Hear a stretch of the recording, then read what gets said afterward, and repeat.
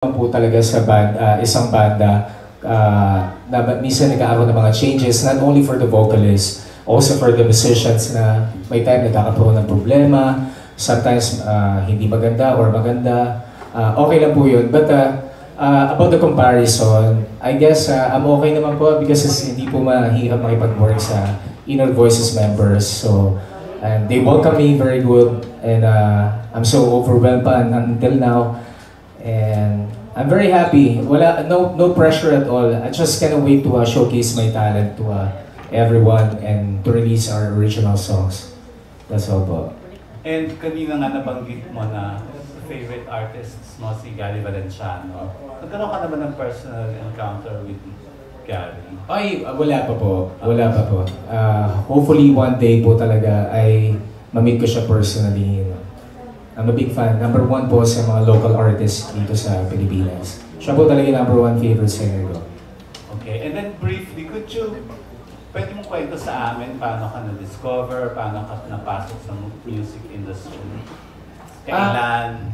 I started po talaga joining the band when I was 18 years old. So, pinagsabay ko po yun when I was in college and as going to school in the morning and then singing at night. So, I started 18 and then ano yung una mong band?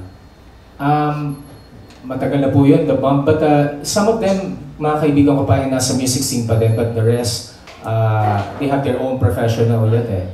So, yeah, I started 18 and now, with the Inner Voices, I'm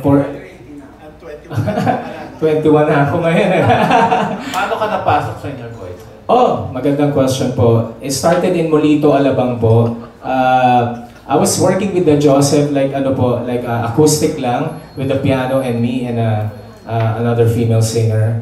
So, kumakanta po kami sa Molito, Alabang every Friday. And si Joseph po talaga nag-introduce sa akin kay Sir Ray. Yeah. So, doon po kami una nagkita. That was 3-4 years ago? 3 years ago. Opo. And then, yun. Doon nakilala ko na po Sir Ray, and then nag-start na rin yung Inner Voices with Angelo as their frontman. Pag hindi po talaga nakakasampa si Angelo sa mga gigs, ako po talaga yung tinatawagan ni Sir Ray. Opo, ako yung sub-singer lang ni Angelo that time. Yeah. So doon po nag-start, kaya ngayon po, hindi po ako nahirapan talaga makipagtrabaho sa kanila kasi pretty much some of the Angelo song naman, nakakanta ko naman. Yun, ngayon namin nalaman yun. Opo. Ngayon, ikaw na. Opo. Ayun. And before I end this, I just want to say, before sabi ko kay Mario, when nalaman namin na papalitan yung dati, sabi ko, parang mahirap palitan yun. Kasi ang galing, gwapo. But when we saw you earlier, dapat ikaw ang pumalit sa kanya. Maraming salamat po. And my next question is for Attorney. Attorney, briefly, pwede mo kwento yung inspiration ng bago yung 4 na kanta? Okay, I can speak for Meant to Be kasi ako yung gumawa niya. So yung Meant to Be... Kaya nga ikaw tinanong. kasi yung tatlo, andyan yung composers ng tatlo eh. Okay. Yung Meant to Be, ginawa ko yung 2016. Buo ng Inner Voices, pero nag-release kasi kami ng album under Universal Records. May nagsabi sa akin, maganda eh, ba't hindi mo sinama? I felt na siguro, hindi ko, something in me is telling me, no, sabi ko sa kana, siguro may time para i-release yan. And then, nagkarahayatos yung banda ng 2017, hindi namin siya na-record. And nung dumating si Angelo, iba naman yung forte niya. So, kung maalala nyo, rock yung kinakanta namin. We tried na i-record niya, pero we both knew na hindi babagay. So, naano uli siya, na tabi ulit. Okay? Come 2024, si Patrick nag-message sa akin. Sabi niya, pwede bang humingi sa'yo ng pa-birthday kasi birthday niya ng December. Sabi ko, anong gusto mo? Sabi niya, bigay mo na lang sa akin yung Meant to Be kasi mukhang hindi nyo naman kakantahin. Okay, sige, hindi naman nga namin kakantahin. Eh, binigay ko sa kanya sa record namin 2024. So, tapos sumunod, yung Idlip, ganun din eh. Binigay sa akin ni Bob. Sige, i-record natin. So, naging 2 na yung kanta niya. Pero, intended namin yung i-release sa solo niya kasi gusto ko siyang tulungan dahil sabi nga niya, every time absent si Angelo, siya yung papalit. And parang gusto kong tumanaw na utang na loob. Kasi mahirap yun. Totoo, mahirap palitan si Angelo on stage. But nakukuha niya yung tao and the pressure kaya niya. But then alam ko yung adjustments na gagawin niya pagka kami yung kasama niya. So sabi ko, sige, bigyan kita ng break. Eh, dumating nga itong development sa ganito. Eh, di might as well, kunin ka na namin singer, yung record namin, eh, gamitin na natin sa Inner Voices. So, talagang meant to be. So, bumagay talaga yung title. About Galaw, siguro, Glenn, pwede ka bang tawagin ko yung gumawa, no? Kasi siya yung mas makapagsabi. Okay, yung inspiration niya sa kantang Galaw, okay, ganito yun, no? Si Glenn, humingi rin sa akin ng tulong kasi, my advocacy is to help musicians talaga. I'm not here para sa sarili ko kasi parang dahil coming from the industry when I was really in college, young and in college, gusto ko rin tumulong. So, nagbigay siya sa akin ng kanta, baka pwede mo akong tulungan sa mga songs ko. Binigay sa akin yung Galaw. Sabi ko, pare, hindi bagay sa'yo to. Bagay sa amin to. So, napaka-gracious naman niya, ibinigay sa amin. So, Glenn, siguro ikaw makakasagot mo. And random lang, biglang, pag minsan kasi, pag may feeling na, pag nagagawa ka ng kanta, minsan love song or alternative or ano. Pero type ko rin kasing gumawa ng mga dance music, yan gaya ng Galaw. Kasi fanatiko ako ng Manila Sound eh. Kasi galing ako ng hotdog. Kaya yun, nagawa ko yung Galaw, tapos ko narinig ko kay attorney, yung nagustuhan niya. Ay naging istorya ng kanta. O yung dalawa. Okay, tatawagin ko na rin composer, nandito siya. Si Bob Mitra, isang napakagaling na composer at pianist. Kaibigan namin. Any relations with si Raul. By the way, yung kung naalala niyo yung kanta naming Anghel at Hari, siya yung gumawa nun. Yes. Nanalo ng mga award. Yes.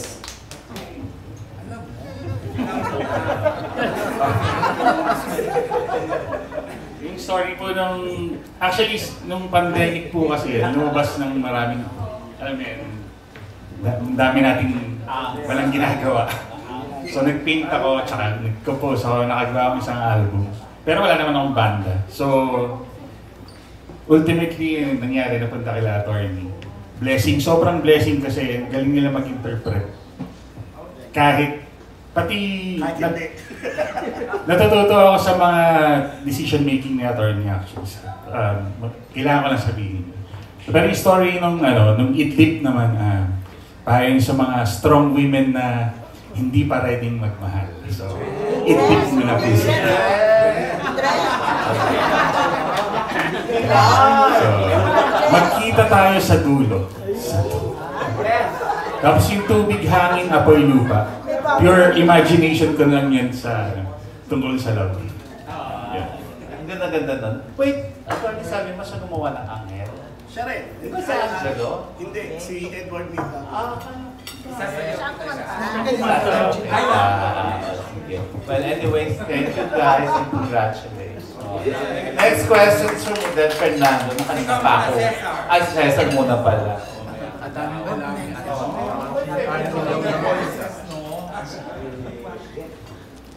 Yung question ko po is for the Sir Attorney Ray. What makes you decide, sir, na pagpatuloy po yung balita kahit pa paano until Okay, nung umalis kasi si Angelo, nag-meeting ko sila.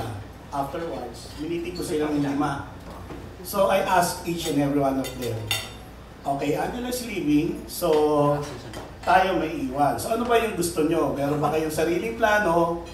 Binigyan ko sila ng laya. And when everyone told me that they want to continue, I have to continue. So, okay, sabi ko, gagawin ko lahat para mabuhay pa yung banda, matuloy natin, nahanap ako ng singer. As long as buo tayong 5. Kasi pag may isa pang nawala sa amin, sabi ko, mahihirapan na ako nun. So, since buo yung 5, kailangan ko lang maghanap ng singer, hindi ako nahihirapan na itayo uli yung banda. And with new materials, lalo lumakas yung loob ko. Pero ipagpapatuloy pa rin po yung pagkanta ng mga Angelus Rings.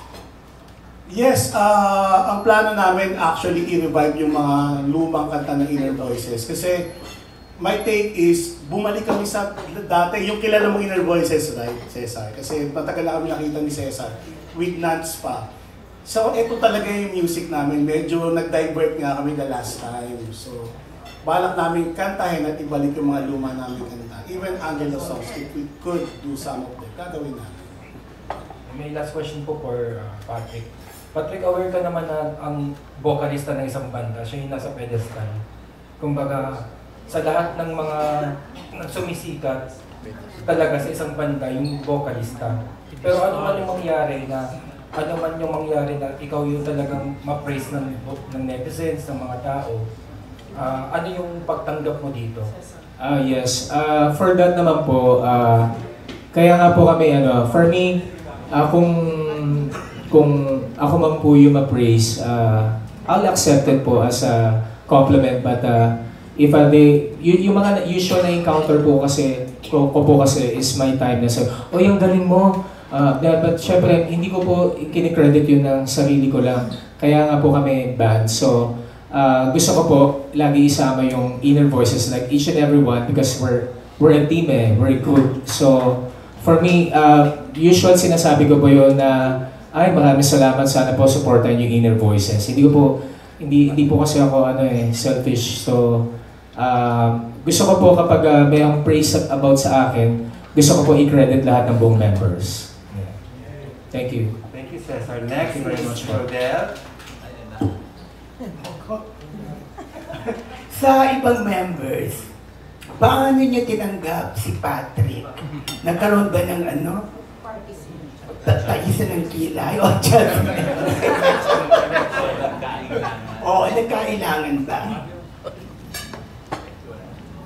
Start po tayo sa dulo. Wala na kami magawa so... Patrick's, matagal namin kakilala, so madali lang sa amin natanggap.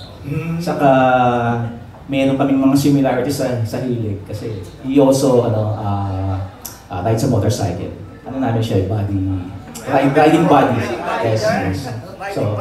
So, yeah, yun yung pinaka-banding namin minsan, yung mag-ride kami. Okay. Sa akin naman, kasama ko siya noong 2017 sa Singapore. Magkatabi yung bar na tinutugtugan namin. So after break, kwentuhan kami. So doon nag-start yung friendship namin until now. Kaya hindi ako nahihirapan mag-adjust. Next po. Si Patrick kasi kilala ko since 3 years ago. Lagi kami kakasama, diba? And pag may okasyon, andun si Patrick. So any occasion na kasama namin. So wala. Yeah, it's family. Actually, this is family, not a band. So normal na sa akin na ako kasama to. Thank you. Si Patrick naman, kaibigan to ng mga pamangkin ko. So ang turing ko sa kanya is pamangkin talaga. Dati pa. 2000. Oo, 2000. So matagal na pala. Sobra. Sobra. Okay. Turing ko sa kanya pamangkin. Okay, Patrick, may pressure ba yung ikaw na ang bagong frontman ng Inner Voices?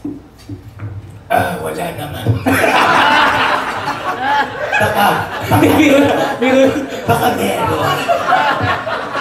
Hindi, as I've said earlier po, dahil nga hindi ako nahihirapan makipag-work sa kanila, hindi po talaga, no pressure at all. Kasi if I wanna bring back yung previous nila na working with Angelo, I know Angelo personally din, we're good friends, and we're both different naman I know Angelo's strength, and I know my strength as a singer, as a frontman. So, I respect Angelo for that, and walang pressure kasi I know my capability din as a singer and entertainer. So, that's all po. Okay, konting intriga lang. Opo. Friends pa rin ba kayo ni Angelo? Oo naman po. Oo naman. Ate Luz. Hindi, opo, magkaibigan kami. Opo. Even the mga last performance ni Angelo with them, may phone call siya sa akin doon na, Pat, okay ka ba dyan? Huwag mo sampahan yan. Biro lang. So may bibigay mo ba yung binibigay ni Angelo? Like, ano po yan? Todo performance. Oo naman. yun. Yun. Yeah, apo. Okay, last na lang. Kilala mo ba ako? Ate Lutz, apo. Thank you very much po.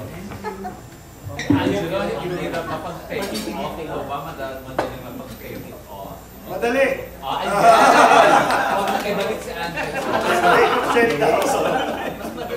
Thank you. The next is Miss Bobby Titina of Manila Bolivar. Miss. I'm sorry, Bob. Kasi mga basic question lang. Kailan nabuo yung band? Okay, yung Anong year? 1991 nung nabuo yung band. Kaya, yeah, matagal na kami talaga. Si Rene, I've known him since 1992. Kabanda ko since 1995. Si Jojo has joined Inner Voices since 2002. 2002. Yeah, si Alvin has been with us since 2012. Si Joseph, siya bago to noong 2022 sumali. Right? And si Patrick Dule. So, pero prior to, magkakabigan na rin kami talaga eh. So, we live in a very tight circle. Pero marami ng revision ng member since the band was formed or... Yes, I think this is the fifth iteration of the Inner Voices na. Pero si Patrick, pang-apat namin singer siya. Pang-apat na vocalist na.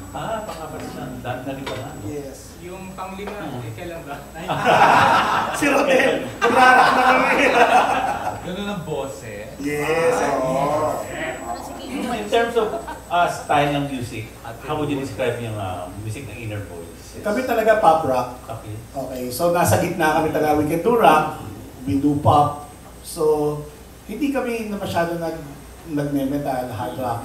Bihira-bihira. So, basically, it's pop. Yeah. So with the Patrick on board, paano style lang, mas magiging porsigido ba kayo sa mga gigs ngayon? Like, makikita namin sa mga major concert, venues, parang mga ganun. Paano ang gagawin nyo? Well, sa regular venues, yes, we play here. Regularly sa Aromata, we also play regularly sa Hard Rock Cafe. And sa Bar 9 sa Alabang, we play every Friday.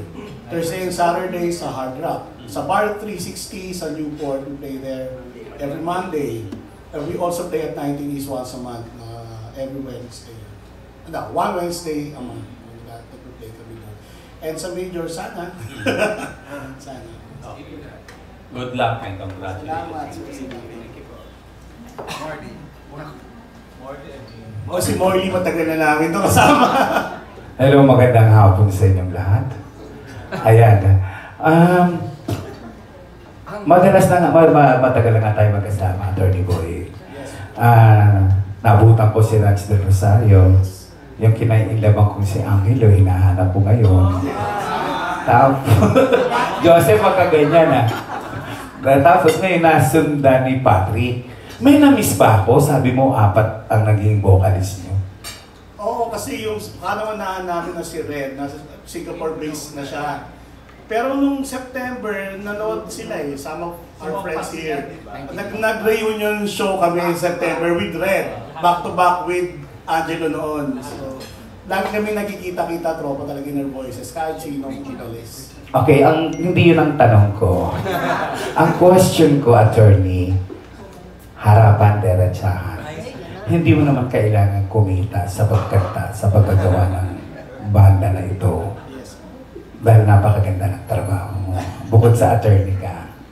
Hindi ko na ibubulgar kung anong isa pang trabaho mo. Di ba?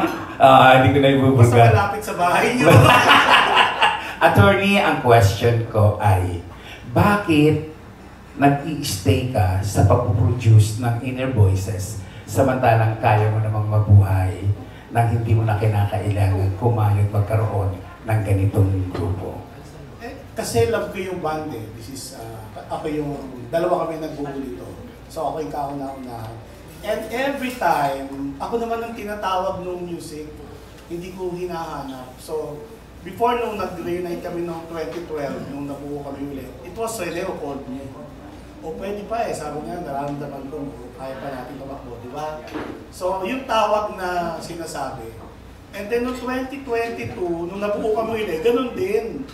Kasi after the pandemic, sinanap ko sila talaga isa-isa, hindi para magbanda kami ulit. Kasi after the pandemic, gusto ko silang hanapin, kumpleto pa ba tayo, buhay pa ba kayo?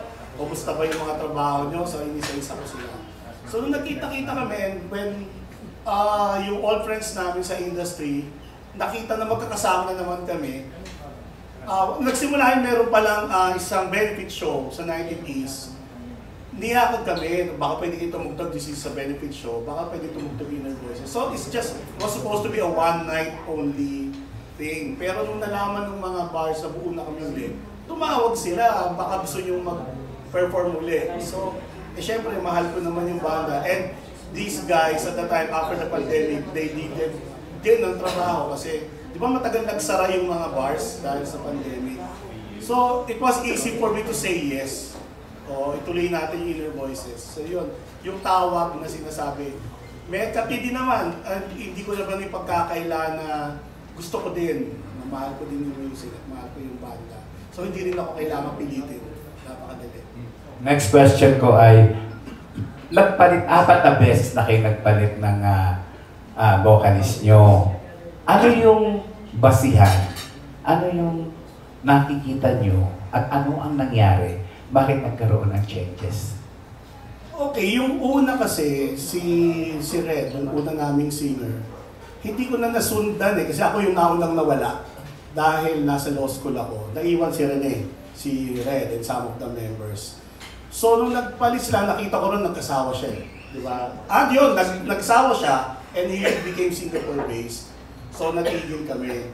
So yung second na si Nance Del Rosario, nung nabuo namin yung Inner Voices, the first time I heard him, na kumakanta sa... Kasi kay neighbor ko yun eh. Bumibili ako sa tindahan sa tapat nila. Sabi ko, galing naman kumanta nito. So tinandaan ko yung bahay nila. So nung nabuo yung Inner Voices, dahil nga si Rene, niyakag ako, sabi ko, problema, bubuin natin yung band, wala tayong singer. E di maghanap tayo. Sabi niya, teka, mayroon akong neighbor na rinig ko. Ang galing-galing kumanta, tingin ko, babagay. Totoo, pumagay nga siya sa amin. Same with Angelo, hindi ko siya hinanap. He came to the band kasi nga umalis si Nance. So nirecommend siya ni Jeffrey. So lagi isang tao lang hindi ako nagpapa-audition, wala ako hinahanap. Ito yung person, nandito, sakto. And then si Patrick naman, noong 2020, the first time I heard him, same. Sabi nga sa kanya, pare, I don't know why, pero down the line, I know na makakasama kita. I don't know when. Basta gano'n. Kasi ang galing-galing niya kumanta. Kaboses siya talaga ni Bruno Mars. Yung mga local na kumakanta ng Bruno Mars, mga Pinoy, tingin ko siya yung pinakamalapit eh. So, I always kept in touch sa kanya.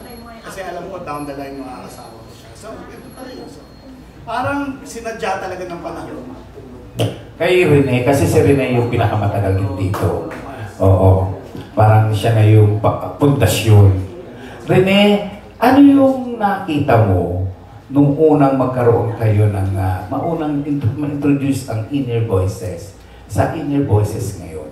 Ano ang difference? Well, 95, tumali ako 95 eh. So makukulit yung mga yun. Di seryoso. Pero that's what I love about Inner Voices. It's all about fun. And then 2011, 2012, nagkita kami sa isang show ni attorney. Sabi ko, tara, pwede pa naman siguro tayo. So kung binuo namin, mas seryoso ito ngayon, ando pa rin yung kulit, hindi nawawala yung fun. Kasi it's part of being Inner Voice. Kailangan masayahin ka, makulit ka din. So, and then si Patrick really fit the bill. Makulit yan eh, kunwari lang yun. Kulit ka na kulit. Pero yun ang importante kasi being in a band, kailangan, ang importante sa banda, it's the hang. Yung after ng gig, kailangan enjoy kayo magkakasama. Before the gig, magkakasama lang kami for an hour or two sa stage. Maliit lang yun eh, but kailangan magkakasundo at masaya.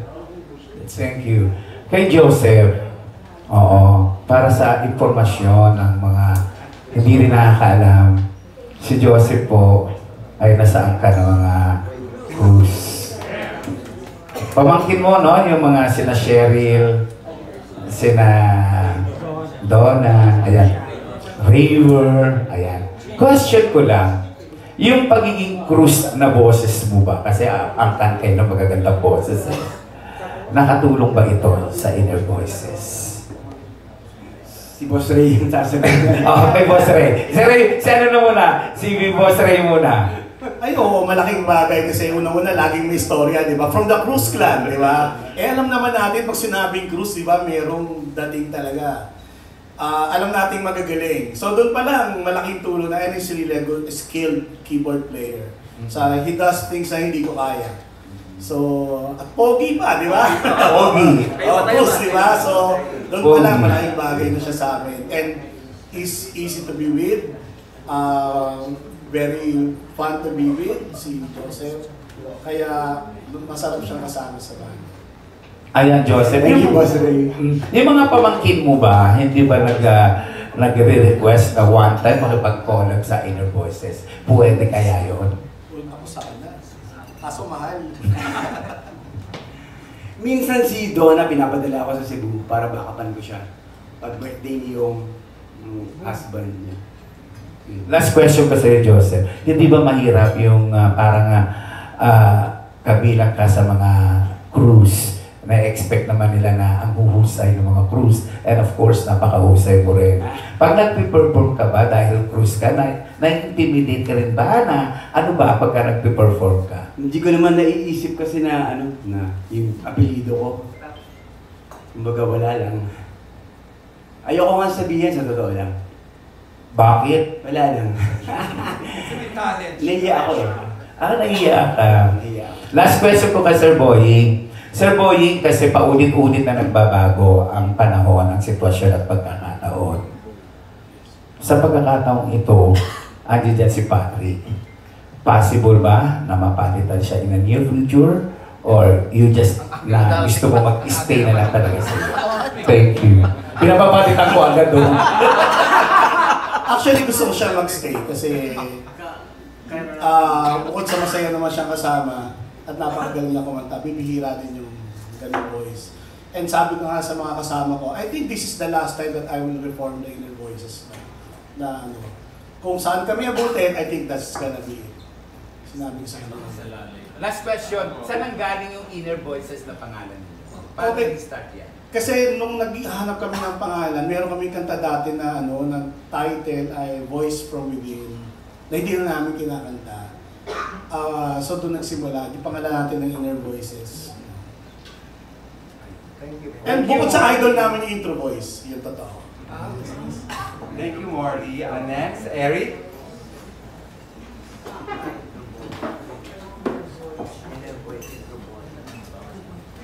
Question. Actually, kanina, while watching you, attorney, I have seen iba na yung shift nito from the pop, medyo rap with Angelo.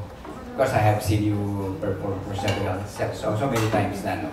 Parang curious ako, paano lang, are you still doing the 80s? Alam niyo na yung 80s?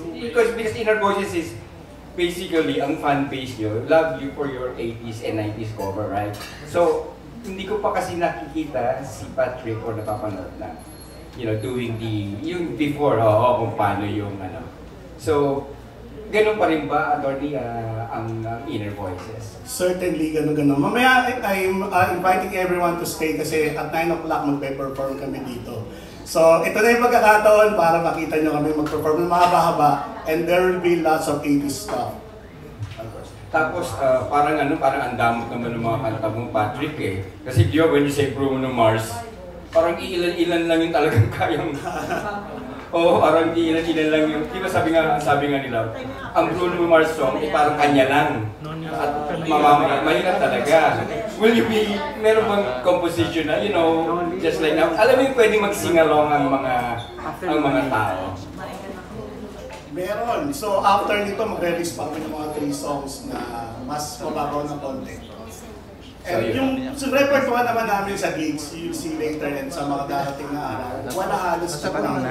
So makakasabay talaga kayo sa amin. Anyway, congratulations Patrick and welcome to you. Napakagaling yung band.